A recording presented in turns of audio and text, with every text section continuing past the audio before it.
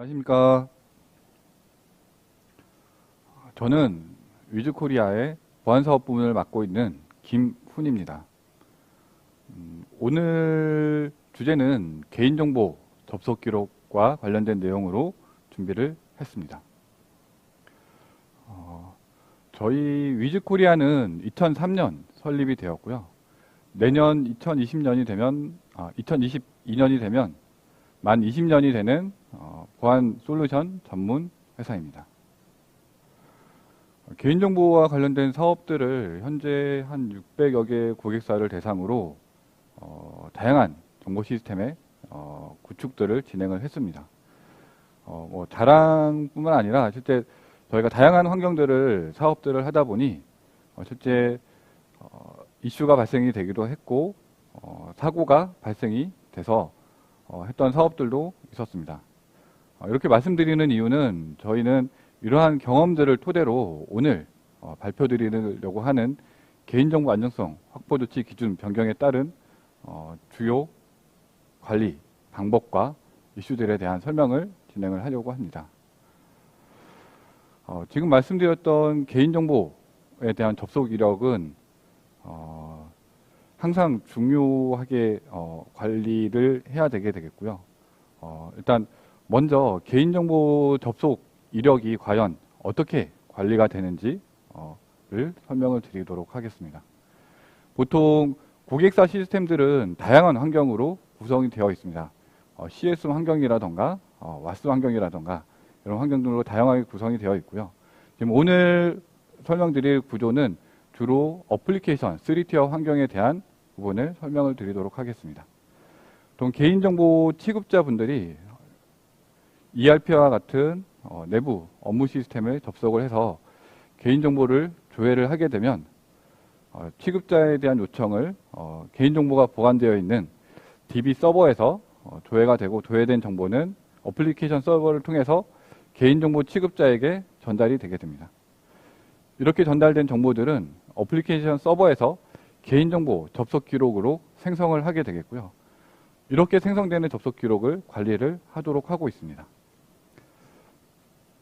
여기서 생성되는 방법들은 최초에는 와스 이 기준에서는 와스 로그를 이용해서 개인정보 접속 이력을 사용을 하기도 했었고요. 이후에는 어플리케이션을 직접 수정을 해서 로그를 생성을 하기도 했습니다.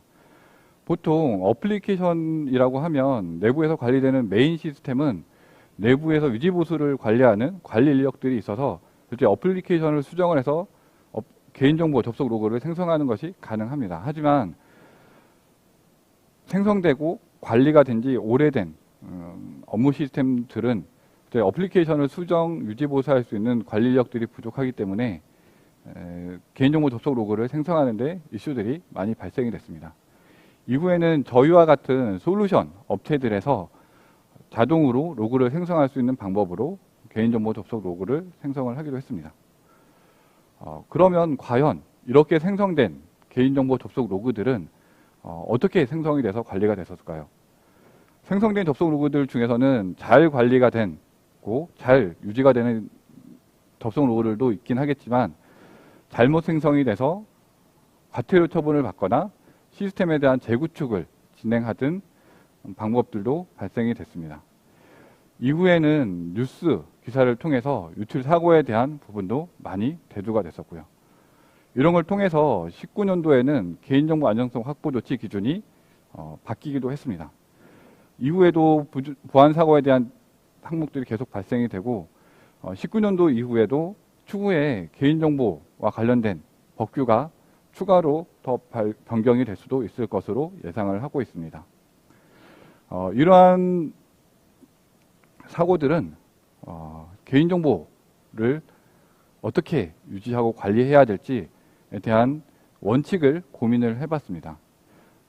저희는 한 두 가지에 대해서 고민을 해봤고요. 첫 번째는 개인정보 접속 기록이 유실과 누락 없이 기록이 돼야 될 겁니다.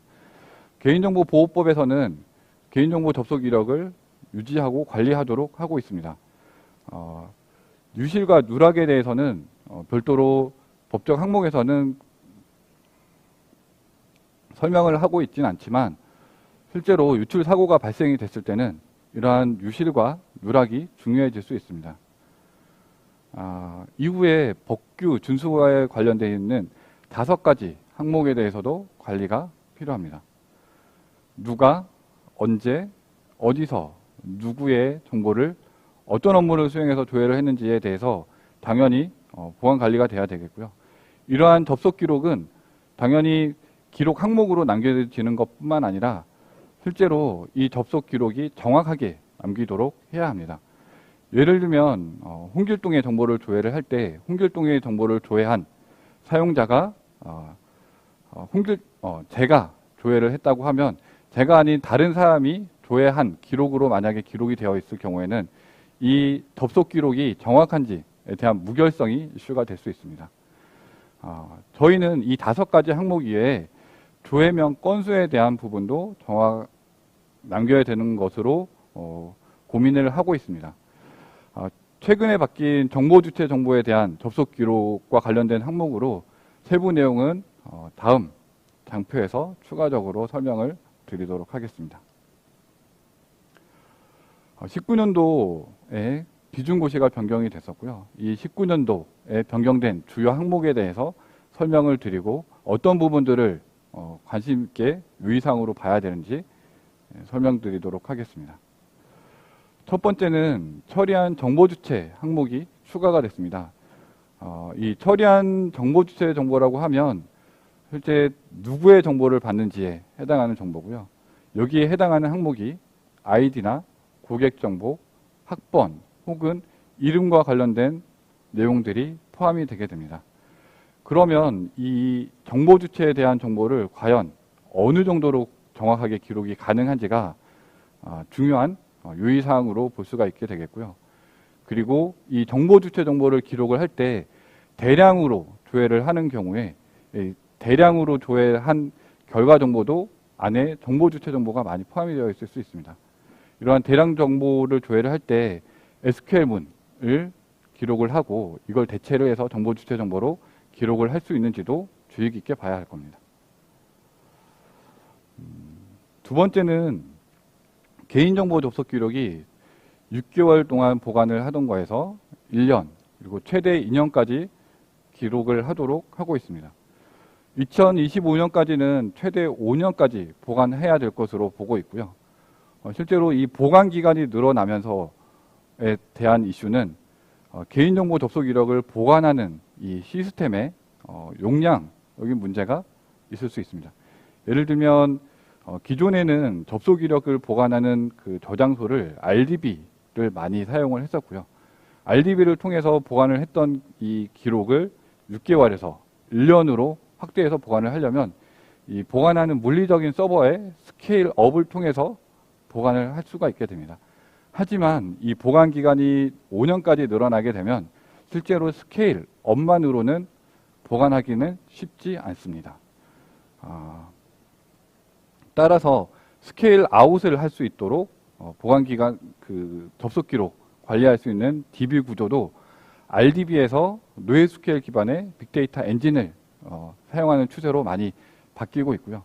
이걸 통해서 이후에 로그 기간이 늘거나 혹은 업무 시스템이 추가가 되거나 그리고 보통 개인정보 접속 기록 업무 시스템에서 관리하는 이 업무량이 바뀌면서 생성되는 로그량도 최초에는 예를 들면 생성됐던 일일 로그량이 하루에 100기가가 생성이 되다가 이 업무 시스템에서 생성되는 로그가 2년 뒤에는 200기가 혹은 300기가까지도 늘어날 수 있습니다.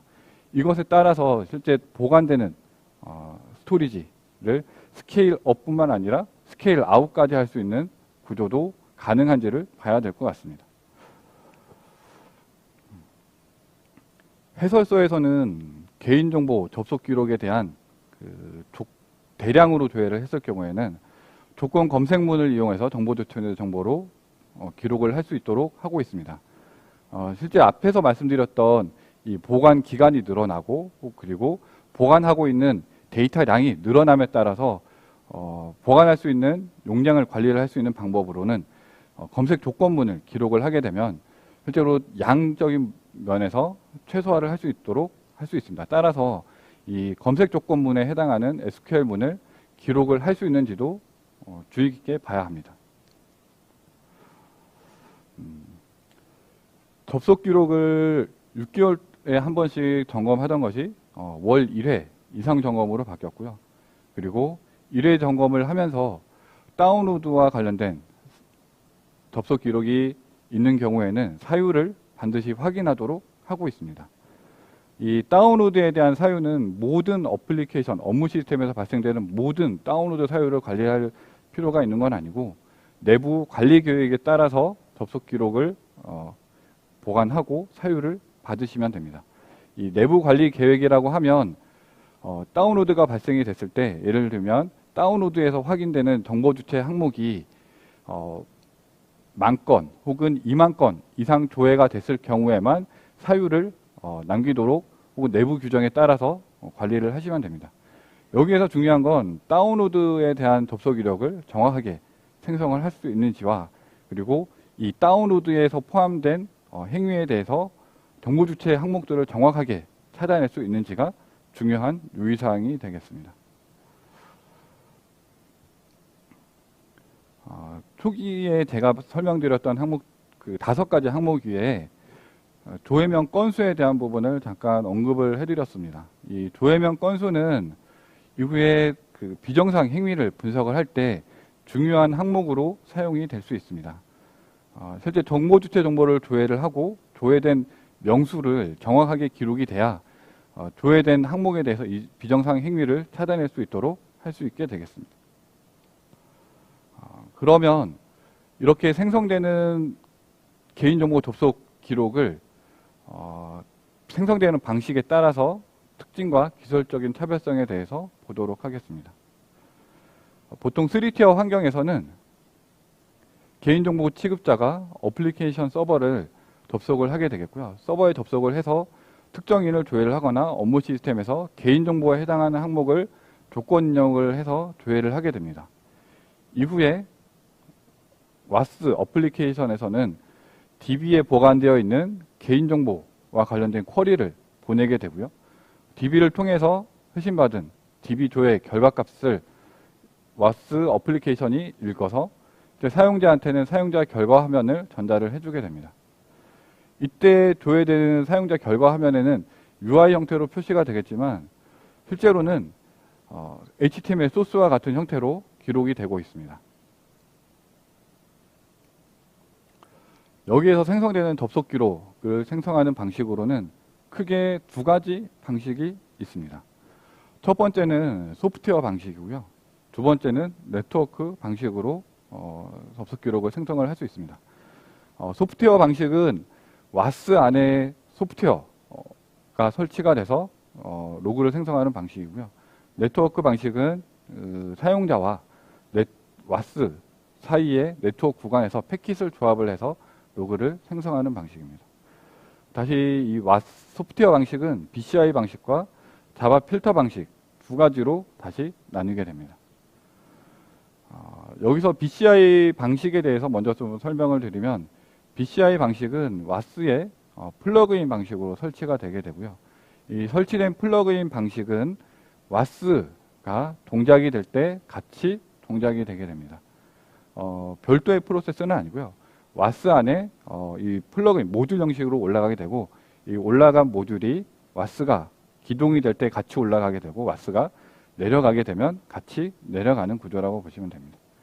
여기에서 얘기하는 BCI 방식은 바이트 코드 인스트루먼테이션이라고 해서 실제 자바에서 사용되는 기법이고요.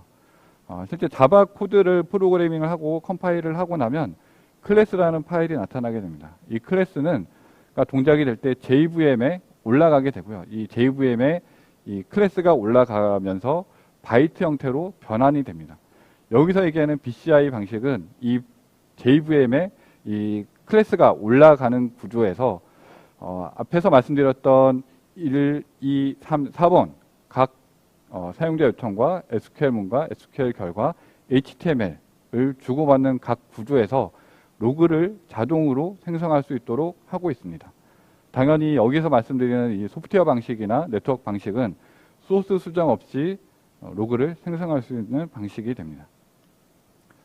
이렇게 생성된 접속 기록은 1, 2, 3, 4번 구간에 대해서 각각 로그를 생성을 하게 되고요.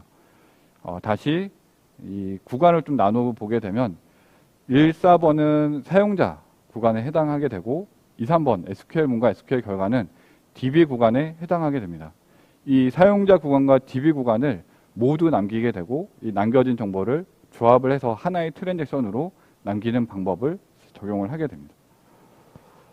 자바 필터 방식이 있습니다. 자바 필터 방식은 앞전에 말씀드렸던 그 BCI 방식과 비슷한 형태로 플러그인 식으로 설치가 되고 대신 설치해서 남길 수 있는 방식은 사용자 PC 구간에 해당하는 1번과 4번 구간을 남기게 됩니다.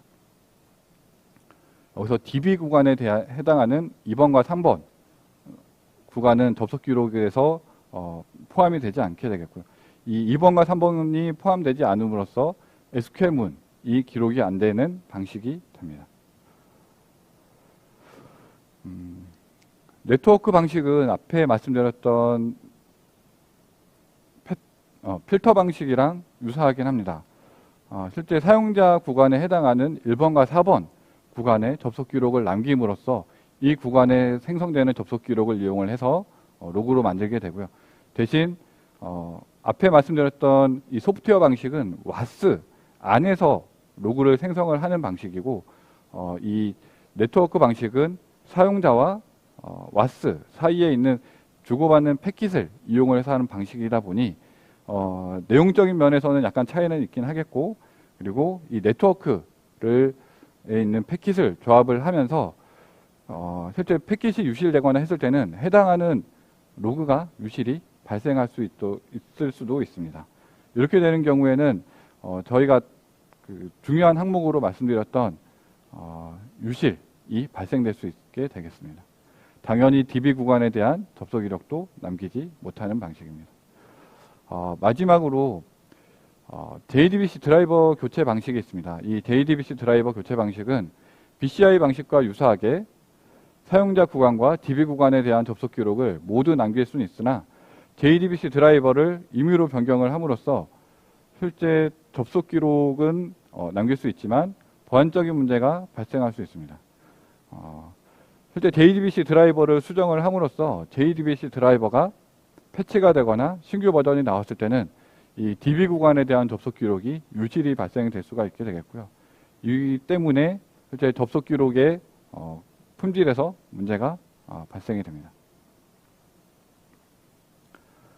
접속 기록에 대한 방식을 다시 한번 정리를 해서 말씀을 드리면 자바 필터와 네트워크 방식은 1번과 4번 구간에 대한 로그를 기록으로 남기고 이 생성된 로그를 접속 기록으로 활용을 하고 있습니다. BCI 방식에서는 1, 2, 3, 4번 구간에 대한 접속 기록을 모두 남기게 되고 이 남겨진 접속 기록을 이용을 해서 개인정보 접속 이력으로 사용을 하고 있습니다. 이렇게 생성된 접속 기록은 개인정보보호법에서 요구하는 이 5가지 항목에 따라서 생성할 수 있는 항목들이 많이 있고요. 네트워크 방식과 필터 방식에서는 법규에서 얘기하는 항목과 그리고 해설서에서 요구하는 SQL 부분에 관련된 부분들이 남지 않을 수가 있습니다. 법규와 관련된 항목들 5가지 항목들 기준으로 그러면 얼마나 차이가 있는지를 보도록 하겠습니다. 계정과 그리고 정보 주체 정보, 접속 일시 그리고 접속지 정보, 수행 업무에 따라서는 실제 계정 정보에 대해서는 BCI 방식과 자바 필터 방식 그리고 네트워크 방식에 따라서 계정 정보를 못 남기는 방식이 존재하게 됩니다. 네트워크 방식이 계정 정보를 남기는데 이슈가 있을 수가 있고요. 실제 계정 정보를 남기는 방식을 구분을 해보면 네트워크 필터 방식에서는 네트워크 구간에서는 취급자, 식별 정보를 할 수 있는 정보들이 존재하지 않습니다. 네트워크 패킷에서는 실제 사용자 IP에 대한 정보가 남을 수 있고요. 그리고 세션의 ID 정보는 있을 수 있습니다. 하지만 이 세션 ID에는 사용자가 로그인한 아이디 정보가 남아있지는 않습니다. 이 사용자의 아이디에 해당하는 정보는 어플리케이션 서버에서 보관하는 WAS의 세션이라는 정보 안에 보관이 되어 있고요. 이 정보들은 당연히 소프트웨어 방식으로 접속 기록을 남기는 경우에는 사용자에 대한 세션 아이디 그리고 로그인한 로그인 정보를 정확하게 남길 수 있게 되기 때문에 사용자 계정을 정확하게 남길 수 있게 됩니다. 두 번째는 정보 주체 정보에 대한 항목입니다. 정보 주체에 대한 항목은 BCI 방식과 자바 필터 방식, 네트워크 방식에 따라서 차이가 좀 많이 발생이 됩니다. 정보 주체 정보를 3티어 환경에서 봤을 때 검색한 정보와 그리고 SQL문 2번 구간, SQL 결과에 해당하는 3번 구간, 그리고 HTML에 해당하는 4번 구간을 가지고 정보 주체 정보를 분석을 하게 되는데 네트워크 방식과 자바 필터 방식에서는 1번과 4번 구간만 접속 기록으로 남기게 됩니다. 이 4번 구간에서 남기는 이 조회된 결과 정보를 이용을 해서 정보 주체에 해당하는 정보를 찾아내게 되는데 여기에서 발생된 이 4번 구간을 자세히 보면 4번 구간 안에서는 확인할 수 있는 정보들이 HTML 형태로 되어 있습니다. 이 HTML 안에서 정보 주체에 해당하는 정보를 찾으려면 다음과 같이 해당하는 정보를 찾아낼 수가 있게 되겠고요. 여기서는 정보 주체 정보를 찾을 때 패턴 필터링이라는 방식을 사용을 하고 있습니다.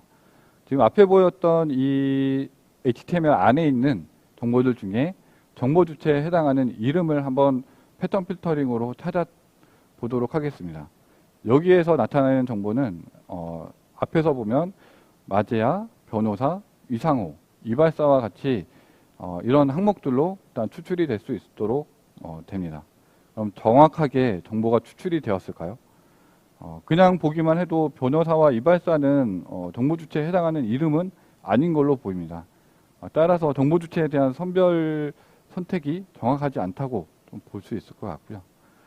그러면 과연 다른 방식에서는 정보 주체 정보가 남길 수 있는지 한번 보도록 하겠습니다. 이 SQL문과 SQL 결과가 남는 2번과 3번 구간을 이용을 해서 정보 주체 정보를 분석을 하게 되면 2번에 해당하는 검색 SQL문 그리고 3번에 해당하는 검색 결과를 보도록 하겠습니다.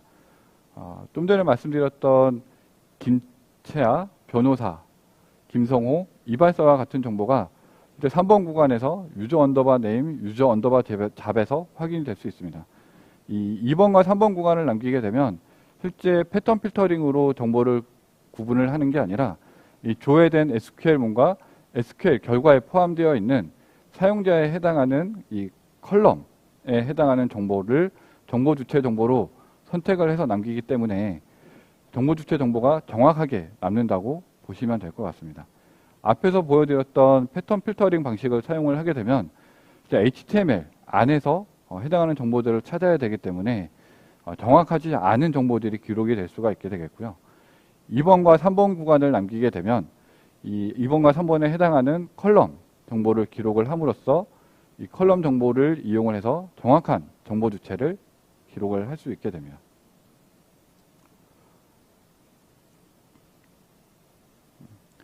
접속 일시와 접속지는 보다 정확하게 남게 되기 때문에 되겠고요. 그 다음 수행 업무와 관련된 항목을 정리를 하게 됩니다. 사업을 수행을 하다 보면 이 수행 업무와 관련된 부분이 좀 이슈가 생각보다 많이 발생이 되긴 합니다. 수행 업무에 해당하는 부분은 이제 조회를 했는지, 등록을 했는지, 변경을 했는지 등과 관련된 내용들을 수행 업무로 구분을 해야 되고요. 실제 업무 시스템에서는 1, 2, 3, 4번 구간에서 이 수행 업무를 구분을 하는 거는 사용자가 뭔가 정리를 해놓지 않으면 자동으로 하는 거는 쉽지는 않습니다. 그래서 BCI 방식과 자바 필터 방식, 네트워크 방식에서는 큰 차이가 발생이 되게 됩니다. 수행 업무를 구분하는 가장 기본적인 방식은 1번 구간에 해당하는 접속 URL에서 URL과 파라미터를 조합을 해서 조회를 했는지 등록을 했는지 삭제를 했는지를 구분을 하는 수작업 작업들을 하게 되고요. BCI 방식을 이용을 하게 되면 동일하게 URL에서 발생되는 화면명 매칭을 통해서 수작업으로 가능합니다. 하지만 이거 이외에 SQL문이 남기 때문에 SQL문에서 확인되는 인서트, 업데이트, 델리트, 셀리트 이 4가지 항목으로 자동으로도識別을 할 수가 있게 됩니다. 이걸 통해서 자동 업무 구분을 되게 되는 차이점이 있습니다. 마지막으로 정보 주체에 대한 처리 항목에 대한 차이가 있습니다. 앞전에 말씀드렸던 이 정보 주체 정보와 관련이 있는 부분이고요. 당연히 정보 주체에 해당하는 정보가 정확하게 기록되는 BCI 방식에서는 정보 주체에 대한 처리 명수가 정확하게 기록이 되겠고요. 자바 필터와 네트워크 방식에서는 접속 기록이 정확하게 남지 않기 때문에 처리명 건수도 정확하지 않습니다.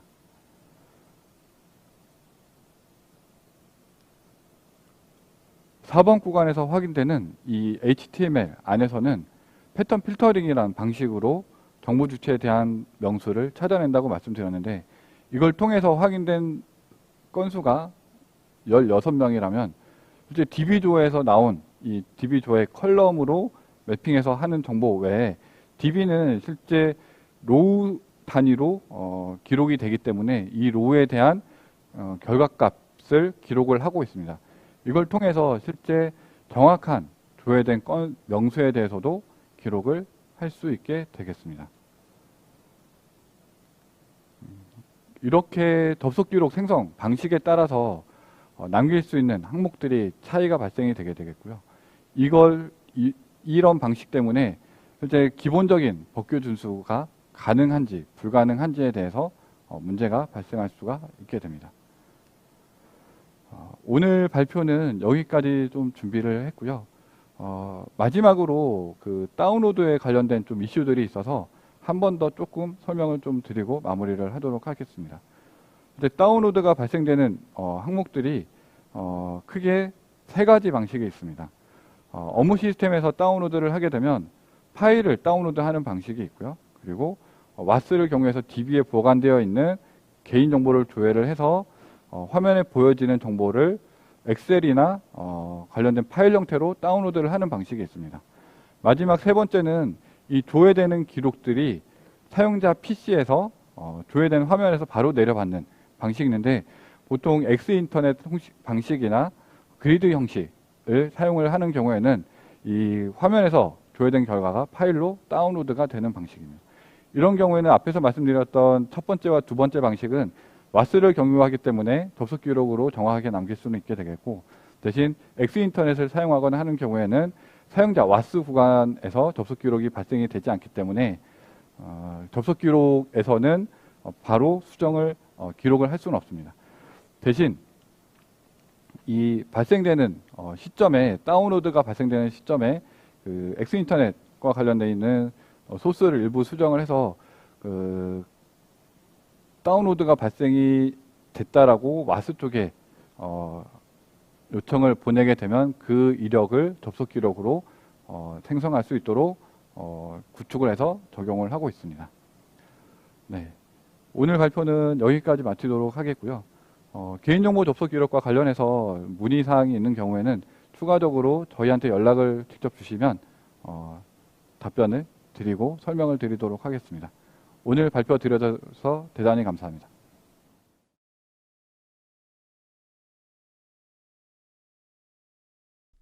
IT 관련 정보를 더 얻고 싶으시다면 굿모닝 아이텍을 검색하세요.